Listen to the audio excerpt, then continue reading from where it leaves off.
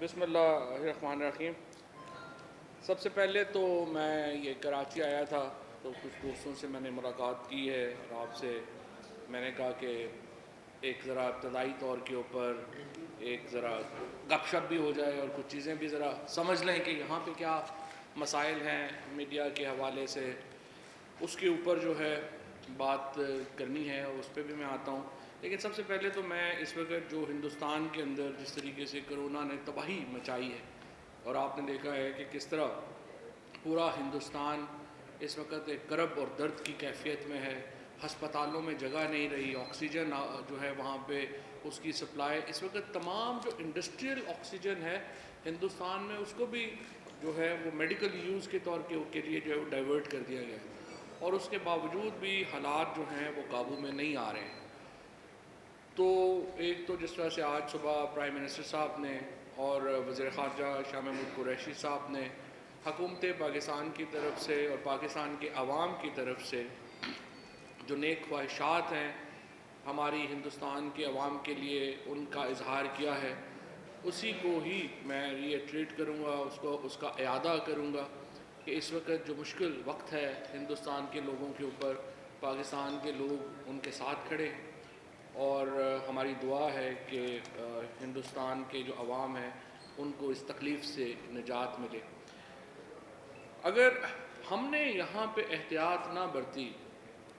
تو صحیح بات یہ ہے کہ ہمارے اپنے حالات بھی کوئی بہت زیادہ اس وقت اطمینان بخش نہیں ہے۔ ہماری جو آکسیجن ہے اس وقت وہ 90% کے اوپر ہم جو پورے ملک میں اویلیبل ہے اس کو کنزمپشن کر رہے ہیں، یعنی جتنی اویلیبل ہے اس کی 90% اس وقت استعمال میں ہے۔ اب آکسیجن میں آپ کو یہ بھی بتا دوں کہ یہ نہیں ہے کہ آپ نے آکسیجن باہر سے امپورٹ کر لیں گے تو آپ استعمال ہو جائے گی، ہمارا سپلائی نیٹ ورک جو ہے وہ اجازت ہی نہیں دیتا ہے کہ ہم ایک خاص حد سے زیادہ آکسیجن سپلائی کر سکیں، یعنی اگر ہم باہر سے منگوا بھی لیں گے تو پھر بھی اس کی جو سپلائی چین ہے وہ ایسی نہیں ہوگی کہ وہ فوری طور کے اوپر معاملات جو ہیں ان کو حل کر سکے۔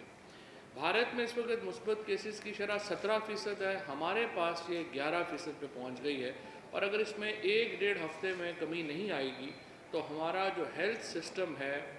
اس کا ابھی تو یہ ایک سال جب یہ کرونا شروع ہوا تو ہم نے اپنے ہیلتھ سسٹم کے اوپر توجہ دی، جس کی وجہ سے ہمارا ہیلتھ سسٹم ابھی تک اس کو کوپ ود کر رہا ہے، ابھی تک مقابلہ کر رہا ہے اس معاملے کا۔ اگر ہم نے اس کو ایکسپینشن نہ کی ہوتی، اگر ہم نے ہیلتھ سسٹم میں بہتری نہ کی ہوتی تو ہمارے حالات اب بھی جو ہیں وہ ہندوستان کی طرح ہی ہو جاتے ہیں، کیونکہ آپ اندازہ لگا لیں کہ اس وقت لاہور کے تقریباً 90% جو آئی سی یو بیڈز ہیں وہ مکمل طور پہ بھر چکے ہیں، ملتان کے تقریباً 85% جو ہیں وہ مکمل طور کے اوپر بھر چکے ہیں،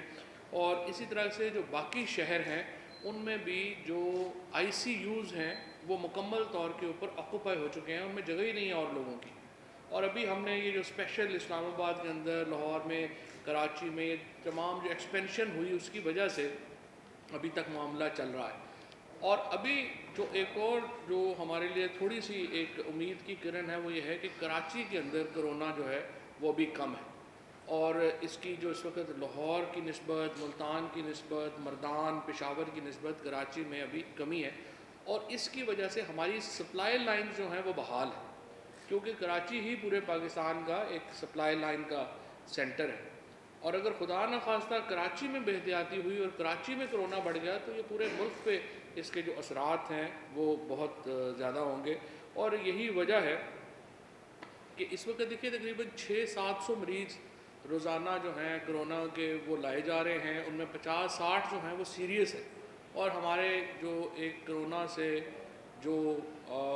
مرنے والوں کی تعداد ہے اس میں بہت اضافہ ہوتا جا رہا ہے۔ اسی لیے کل فیصلہ کیا گیا کہ ہم پولیس کے ساتھ فوج کو بھی اس میں انوالو کریں گے، ان کو بھی بلائیں گے، ان کو مدد کے لیے طلب کیا گیا ہے،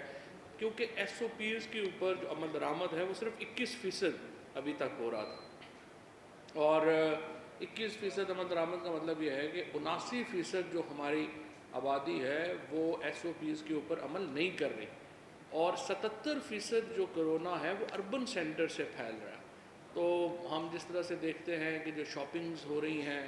اس کے بعد جو ہمارے کھانے پینے کی جو ہماری ایک میلے ٹھیلے لگ جاتے ہیں شام کو، اس کی وجہ سے ہمارا جو اربن سینٹرز ہیں ان میں کرونا بہت تیزی سے پھیلا ہے۔ اسی لیے حکومت نے فیصلہ کیا ہے کہ پہلے انڈور ڈائننگ بند تھی، اب آؤٹ ڈور ڈائننگ بھی جو ہے اس پہ مکمل پابندی لگائی جا رہی ہے، اور اس کے ساتھ حکومت خصوصی مراعات کا اعلان کر رہی ہے جو کہ جو ہمارے ڈلیوری کمپنیز ہیں ان کے لیے، تاکہ جو شاپنگ ہے اور جو کھانے پینے کی جو اشیاء ہیں، لوگ بجائے اس کے کہ گھر سے نکلیں اور باہر جا کے خود لیں، وہ ڈلیوری کمپنیز جو ہیں ان کو جو ہے وہ استعمال کریں اور گھر بیٹھے آپ شاپنگ کریں، تو اس کا فائدہ جو ہے وہ زیادہ ہوگا۔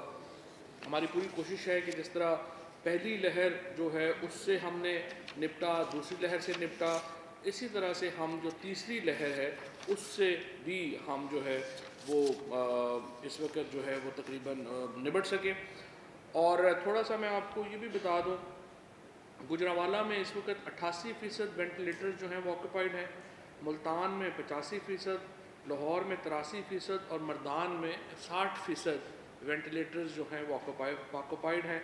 آکسیجن بیڈز جو ہیں وہ گجرانوالہ میں 85%، پشاور میں 77%، صوابی میں 71% اور مردان میں 68% جو ہیں وہ اس وقت جو ہیں وہ آکوپائڈ ہیں۔ 24 اپریل کو پاکستان میں کل جو کووڈ کیسز تھے وہ 86,529 تھے، ان میں پنجاب میں سب سے زیادہ ہیں 23,590، سندھ میں 12,786۔ کے پی کا ہمارے لیے بہت ایک ورنگ سچویشن ہے، کیونکہ کے پی میں کئی جگہوں کے اوپر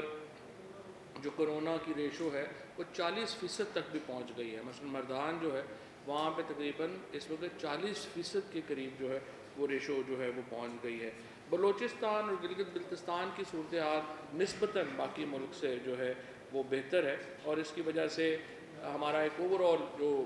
جو ہماری ایک سال کی، جیسا میں نے کہا کہ جو تیاری تھی، اس کی وجہ سے ہمارا اس وقت سچویشن جو ہے وہ ابھی تک اتنی خراب نہیں ہوئی ہے۔ 560 وینٹیلیٹرز اس وقت پورے پاکستان میں جو ہیں وہ آکوپائڈ ہیں، اور ہماری دعا یہ ہے کہ اس وقت یہ جو ہماری جو کرونا کی یہ لہر ہے وہ جلد اس ہفتے نیچے آئے، اور خصوصاً کراچی جو ہے وہ اس لہر سے بچ سکے۔ اور جہاں تک اس وقت ہماری حکومت کی جو پوری کوشش رہی ہے، پچھلے 1 سال میں ہم نے پوری کوشش کی کہ جو کرونا کے جو معاملات ہیں اس میں کمپلیٹ لاک ڈاؤن سے بچا جا سکے۔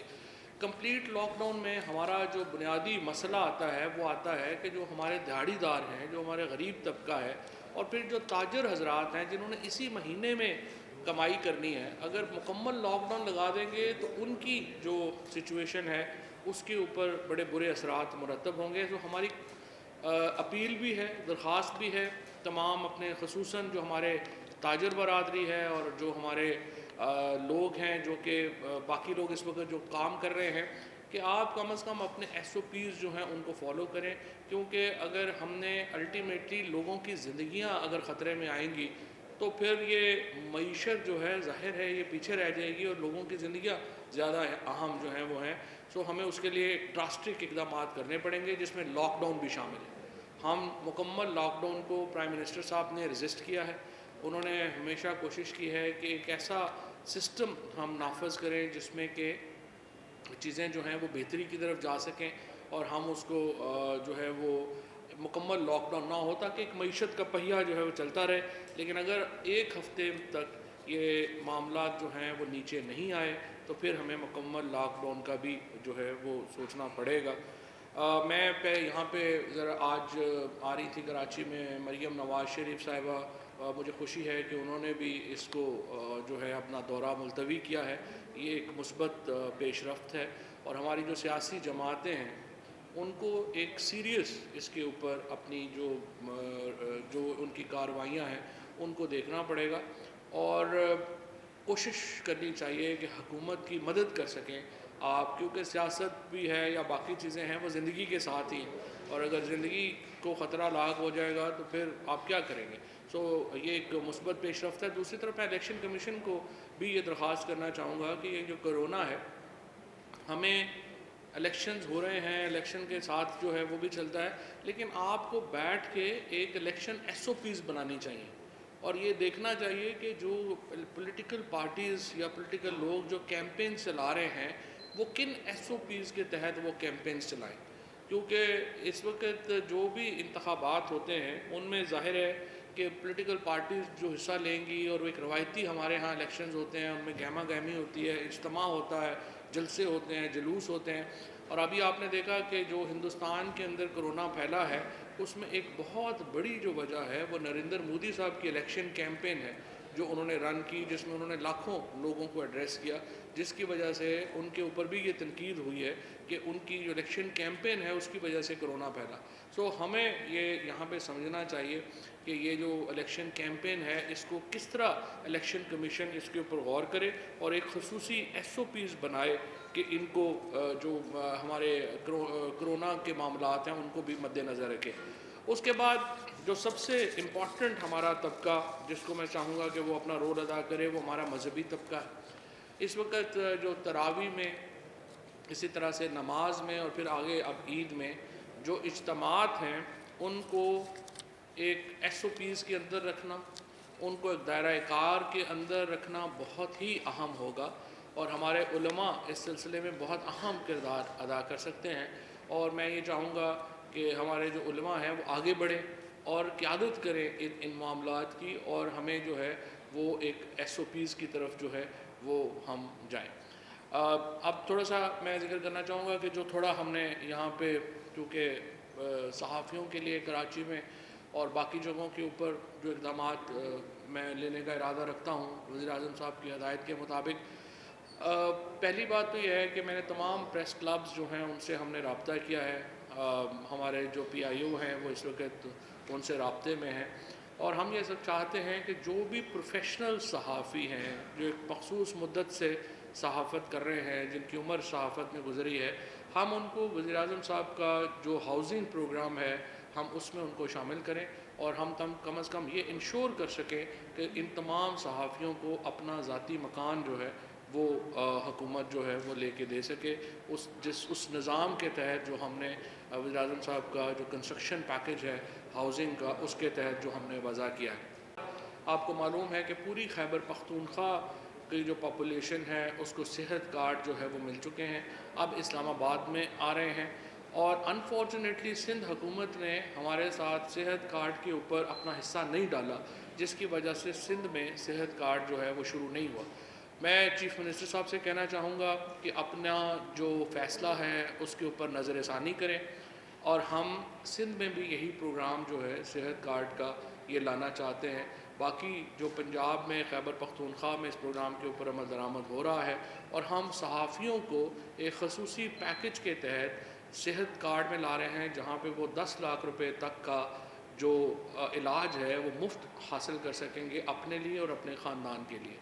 اور ہم سندھ کے عوام کو بھی یہی سہولت جو ہے وہ لانا چاہتے ہیں، اور ہم چاہتے ہیں کہ جو چیف منسٹر صاحب ہیں وہ اس معاملے کے اوپر غور کریں اور ہمارا جو ہے وہ ہاتھ بٹائیں۔ اس کے علاوہ ہم نے جو تمام جو پرنٹ میڈیا کا اور جو الیکٹرانک میڈیا کا ایڈورٹیزمنٹ کے ایشوز تھے ان کو ریزالو کرنے کی طرف ہم بڑھ رہے ہیں، اور اس کے بعد اب زیادہ تر جگہوں کے اوپر جو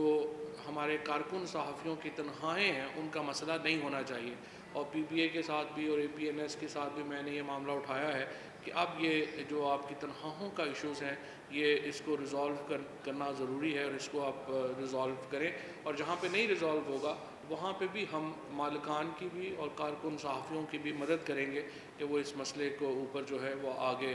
بڑھ سکیں، کیونکہ ہمارے ہاں جس قسم کی اس وقت ہم نے دیکھا ہے کہ سچویشن ہوئی ہے اس میں جو ہماری تنخواہ دار طبقہ ہے اس کے اوپر دباؤ آیا ہے، اور اس دباؤ کو کم ہم کرنے کے لیے پوری کوشش کر رہے ہیں۔ ابھی بھی آپ دیکھیے کہ جو رمضان پیکج ہے، رمضان کے اوپر حالانکہ بہت خیال تھا کہ رمضان آئے گا تو مہنگائی کی نئی لہر آئے گی، لیکن اللہ کا شکر ہے کہ رمضان کے بعد جو قیمتوں میں جو کل محکمہ شماریات نے اپنا جو اناؤنس کیا ہے اس وقت مہنگائی کی ریشو، تو اس میں کمی آئی ہے، بجائے بڑھنے کے اس میں کمی آئی ہے۔ سو کافی طویل عرصے کے بعد ہم دیکھ رہے ہیں کہ ایک استحکام نظر آ رہا ہے پاکستان کی معیشت میں، اور اس معیشت کے استحکام کو رواں دواں رکھنے کے لیے ضروری ہے کہ ہم ایک چیپ پالیٹکس میں نہ پڑیں. چھوٹے ایشوز جو ہیں وہ ہوتے ہیں، ان میں ہم نہ پڑیں. فار ایگزامپل جس طریقے سے ہم نے دیکھا کہ یہ جو کالعدم جو تحریک تھی لبیک، اس کے اوپر ہم نے معاملے کو جس طریقے سے سلجھایا، اس کے نتیجے میں ایک طرف سیاسی استحکام واپس آیا ہے، دوسری طرف لوگوں کی جان اور مال کی جو حفاظت ہے وہ ہو سکی ہے، اور ریاست نے اپنے ریٹ کو بھی کمپرومائز نہیں کیا. اپوزیشن پارٹیز کو چاہیے کہ اس کے اوپر کوئی سیاست جو ہے وہ نہ کریں اور پاکستان کے استحکام کے لیے سنجیدگی سے اس معاملے کے اوپر آگے بڑھیں. اور ہم اس وقت سیاست میں کوئی بہت تلخی جو ہے وہ پاکستان کے مفاد میں نہیں ہے. ہم سیاست میں تلخیوں کو کم کرنا چاہتے ہیں. ہم نے اپنا جو الیکٹورل ریفارمز کا پروسیس جو ہے وہ الیکٹورل اصلاحات کی، انتخابی اصلاحات کی جو ہم نے تجاویز اپنی ہیں وہ اسمبلی میں رکھ دی ہیں. ہم چاہتے ہیں کہ اپوزیشن کو ان انتخابی اصلاحات کو وہ دیکھے، اور اگر وہ ان انتخابی اصلاحات سے مطمئن نہیں ہیں تو اپنی انتخابی اصلاحات لے کے آئے. ہم ان کو بھی چلانے کے لیے تیار ہیں، ان کو بھی دیکھنے کے لیے تیار ہیں. پرائم منسٹر صاحب نے اسپیکر صاحب کو خط لکھا، اسپیکر صاحب نے اپوزیشن کو خط لکھا. اس کے ساتھ ساتھ جو دوسرا معاملات ہیں، چاہے وہ جوڈیشل ریفارمز کی بات ہے، چاہے وہ کرمنل جسٹس سسٹم ریفارمز کی بات ہے، ہم اس کے اوپر کھلے دل کے ساتھ اپوزیشن کے ساتھ بیٹھ کے ان کو آگے چلانا چاہتے ہیں. لیکن اگر آپ بچوں جیسی حرکتیں کریں گے، جیسے ہم نے آخری اسمبلی سیشن میں دیکھا کہ شاہد خاقان عباسی صاحب جو ملک کے وزیر اعظم رہ چکے ہیں، جس طریقے سے انہوں نے اسپیکر کے ساتھ جو رویہ اختیار کیا، اس کے بعد جس طریقے سے رانا ثناء اللہ صاحب جو رویہ اختیار کر رہے ہیں، یا جو اس وقت خصوصاً پی ایم ایل این کے لوگ رویہ اختیار کر رہے ہیں، تو لگتا یوں ہے کہ وہ سیاست کو تلخ رکھنا چاہتے ہیں. ہم تو سیاست کو ایک اس طرح سے لے کے چلنا چاہتے ہیں جو آئین اور قانون کے مطابق ہے. اگر آپ اپنے مقدمات کو، شہباز شریف صاحب جو ہیں وہ اپنا کیس لڑے ہیں، ان کو ضمانت ہوئی ہے. اب وہ ضمانت کی جو وجوہات ہیں ہم اس سے ایگری نہیں کرتے، کیونکہ دیکھیے شہباز شریف صاحب کے اوپر جو کیسز تھے وہ زبانی ایویڈنس کے اوپر تو بنے نہیں ہیں. $15 ملین کی جو ان کی رقم ہے جو باہر گئی اور پھر وہ بینکنگ سسٹم کے ذریعے واپس آئی، کسی کا کوئی اورل ایویڈنس تو ہے نہیں. سو بجائے اس کے کہ وہ کیسز کے فیصلے ہوں، وہ کیسز جو ہیں وہ لمبے جا رہے ہیں اور ان میں ضمانتیں ہو رہی ہیں. سو میں یہ سمجھتا ہوں کہ یہ اس طرح کے مقدمات جو ہیں ان کا ہونا چاہیے. لیکن اس کا مطلب یہ نہیں ہے کہ ہم اس کو جو ہے وہ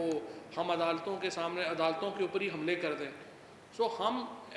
آئین اور قانون کو بالا تر سمجھتے ہیں اور اس کے ساتھ جو ہے وہ ہم آگے چل رہے ہیں. اور یہی جو ہے ہم سندھ حکومت کے ساتھ بھی جو پوری کوآپریشن ہے وہ ہم کر رہے ہیں. سندھ حکومت کی طرف سے اگر کوآپریشن نہیں ہوتی، اور کئی جگہوں پہ جس طرح سے یہ میں نے صحت کارڈ کا آپ کو معاملہ دیا ہے، اسی طریقے سے خود پیپلز پارٹی نے یہ وعدہ کیا تھا کہ فاٹا کا جو پیسہ ہے جو این ایف سی سے فاٹا کو دیا جائے گا وہ فاٹا کو نہیں ملا. اسی طریقے سے جو وعدے کیے پیپلز پارٹی نے وہ پورے نہیں کیے ہیں، اور انفارچونیٹلی 2 سالوں میں 1600 ارب روپیہ جو سندھ میں آیا ہے اس کی اکاؤنٹیبلٹی بھی کوئی نہیں ہو رہی. اور ہمارے جو ایم پی اے صاحبان یہاں پہ بیٹھے ہیں، لیڈر آف اپوزیشن یہاں پہ بیٹھے ہیں، جب وہ سوال کرتے ہیں تو ان کے اوپر دہشت گردی کے پرچے کیے جاتے ہیں. آپ نے دیکھا کہ علیم عادل شیخ نے جس طریقے سے ان کے اوپر جو پرچے ہوئے، جس طریقے سے انہوں نے کیس فائٹ آؤٹ کیا، ہمارے ایم پی ایز کے سے سیکیورٹی وڈرا کر لی، صرف یہ سوال اٹھانے کے اوپر کہ آخر اتنا پیسہ جو سندھ میں آیا ہے وہ گیا کدھر ہے. اس کا حساب کتاب جو ہے وہ بہرحال ہونا چاہیے. یہ عوام کا پیسہ ہے اور وہ پیسہ جو ہے اس کی کوئی ہمارے سامنے آنی چاہیے کہ آپ نے ان پیسوں کا کیا کیا ہے، کدھر گئے ہیں، کیسے لگے ہیں. اور اب آپ کراچی کی سچویشن دیکھیں، وہ کراچی والے کہہ رہے ہیں کہ نہیں، ان کو بتایا جاتا ہے کہ نہیں ہم نے تو اور علاقوں میں لگا دیے ہیں. اور علاقوں میں دیکھیں تو دیکھیں گھٹکی کا کیا حال ہے، جس کے اوپر آپ تیل کی سبسڈی لے رہے ہیں. آپ اس وقت اگر سندھ کو جو تیل میں گیس کی جو سب سے زیادہ سبسڈی مل رہی ہے وہ تو گھوٹکی کی ذخائر پہ ملتی ہے، تو وہاں پہ ان کو کیا ملتا ہے، بدین کو کیا ملتا ہے، باقی اضلاع کو کیا ملتا ہے. سو پورے سندھ کو ایک کھنڈرات میں تبدیل کر دیا گیا ہے، جو ظاہر ہے یہ اہم سوال ہیں جو ہمارے یہاں کے جو نمائندے ہیں وہ ہمیشہ سامنے رکھتے ہیں.